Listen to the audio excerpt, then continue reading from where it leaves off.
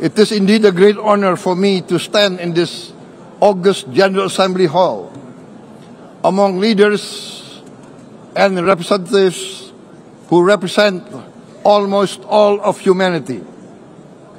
We differ in race, religion, and nationality, yet we gather together today as one human family. We are here first and foremost as fellow human beings, each created equal, endowed with unalienable rights to life, liberty, and the pursuit of happiness.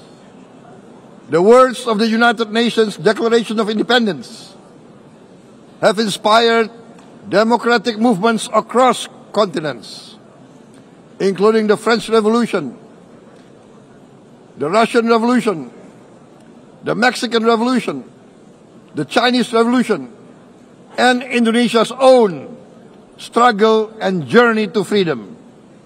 It also gave birth to the Universal Declaration of Human Rights, adopted by the United Nations in 1948.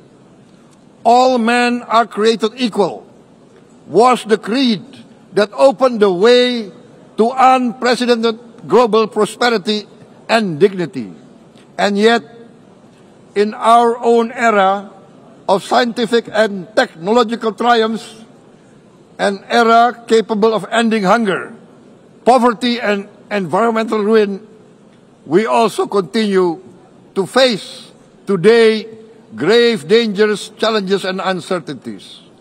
Human folly, fueled by fear, racism, hatred, oppression, and apartheid, threatens our common future. My country knows this pain. For centuries, Indonesians lived under colonial domination, oppression, and slavery. We were treated less than dogs in our own homeland. We Indonesians know what it means to be denied justice and what it means to live in apartheid, to live in poverty, and to be denied equal opportunity. We also knew what solidarity can do in our struggle for independence, in our fight to overcome hunger, disease, and poverty.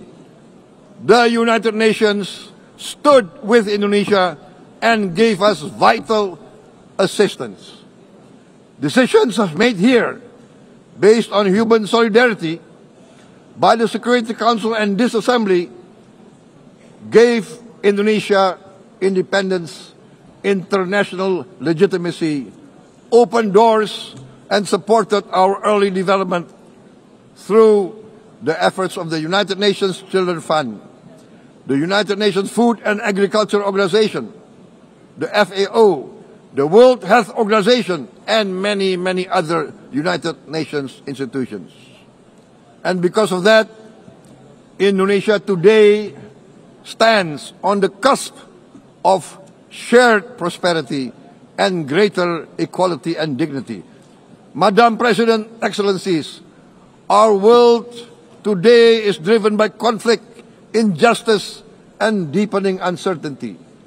Every day we witness suffering, genocide, and blatant disregard for international law and human decency. In the face of these challenges, we must not give up. As the United Nations Secretary General said, we cannot give up. We cannot surrender our hopes or our ideals. We must draw closer, not drift apart.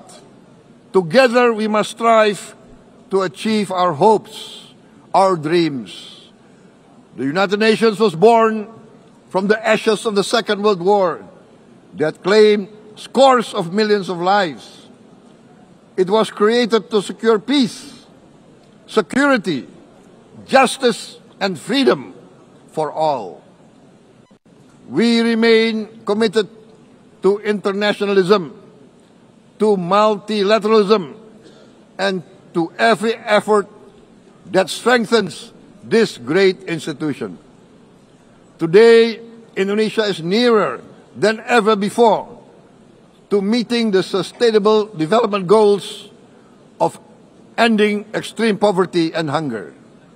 Because years ago, this very chamber chose to listen and uphold social and economic justice. We will never forget. And today, we must never be silent while Palestinians are denied that same justice and legitimacy in this very hall.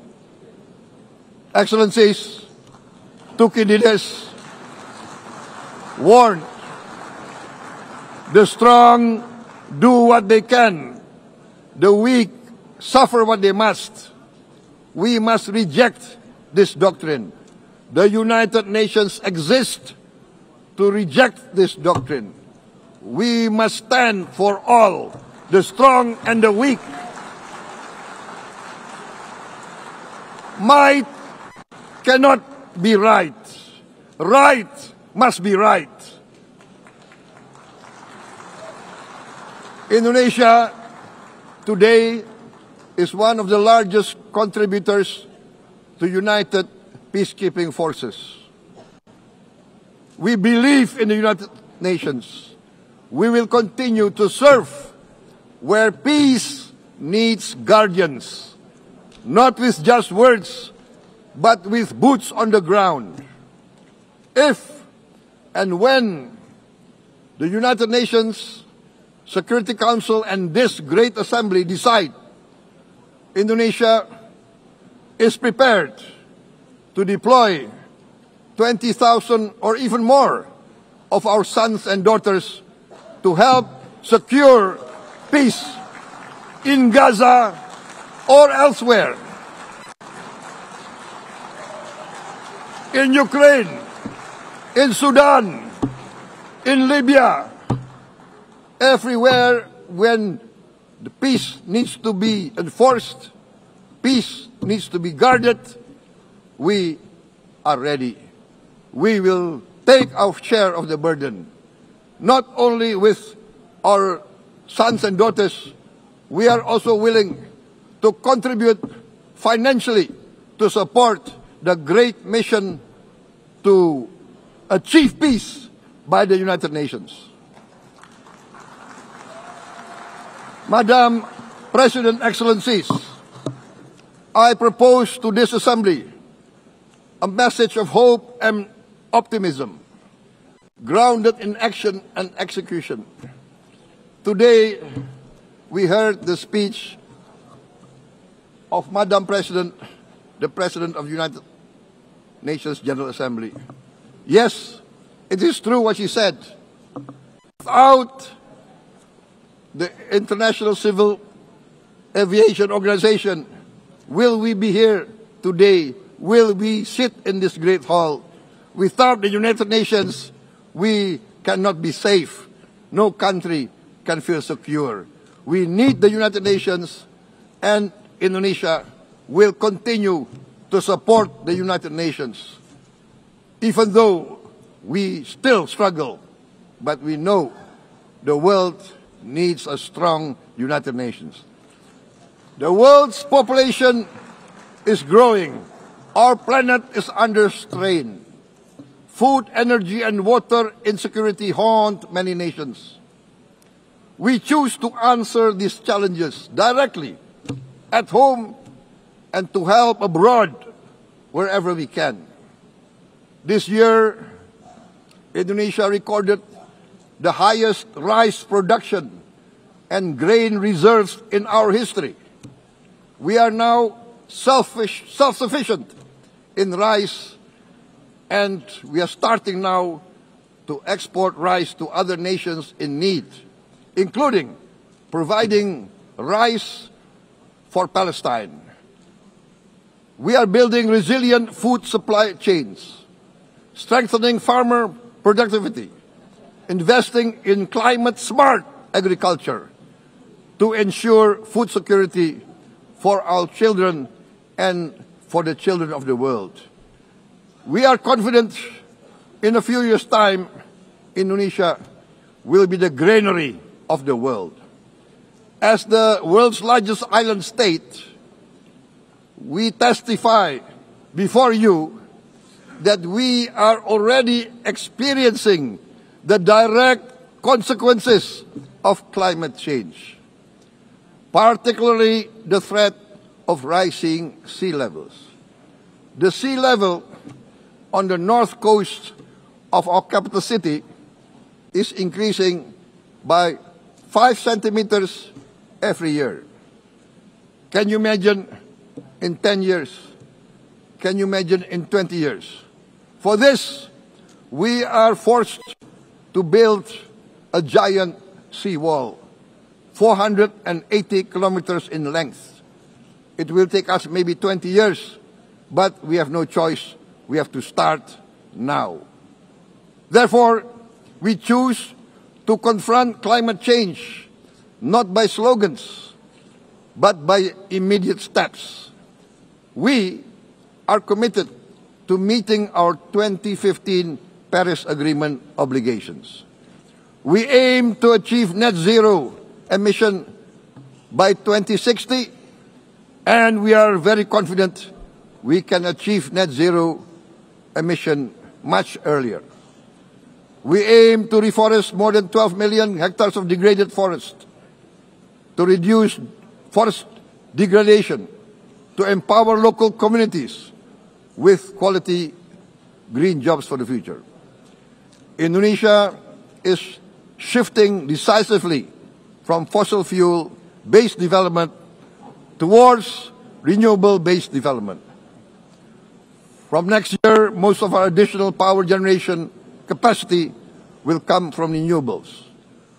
Our goal is clear: to lift all of our citizens out of poverty and make Indonesia a hub for solutions to food, energy, and water security. Madam President, Excellencies, we live in a time when hatred and violence can seem to be the loudest voices. But beneath this loud noise lies a quieter truth, that every person longs to be safe, to be respected, to be loved, and to leave a better world to their children. Our children are watching. They are learning leadership not from textbook, but from our choices. Today, still, a catastrophic situation in Gaza is unfolding before our eyes. At this very moment, the innocent are crying for help, are crying to be saved. Who will save them? Who will save the innocent? Who will save the old and women? Millions are facing danger at this very moment. As we sit here, they are facing trauma. They are facing irreparable damage to their bodies. They are dying of starvation. Can we remain silent? Will there be no answer to their screams? Will we teach them that the human family can rise to the challenge? Madam President, we must act now. Many speakers said that. We must stand for a multilateral order where peace, prosperity, and progress are not the privilege of a few, but the right of all. With a strong United Nations, we can build a world where the weak do not suffer what they must, but live the justice that they deserve. Let us continue humanity's great journey of ideals, the selfless aspirations that created the United Nations. Let us use science to uplift, not use science to destroy. Let rising nations help others to lift themselves. I am convinced that the leaders of the great world civilizations, civilizations of the West, of the East, of the North, of the South, leaders of America, Europe, of India, China, the Islamic world, the whole world, I am convinced they will rise to their role demanded by history. We are all hopeful that the leaders of the world will show great statesmanship, great wisdom, restraint, humility, overcome hate, overcome suspicion. Madam President, distinguished delegates, we are greatly heartened by the events of the last few days, where significant leading countries of the world have chosen to side with history, to choose the right side of history, the path of the moral high ground, the path of rectitude, the path of justice, the path of humanity, to shun hatred, to overcome suspicion, and to avoid the use of violence. The use of violence will beget violence. No one country can bully the whole community of the human family.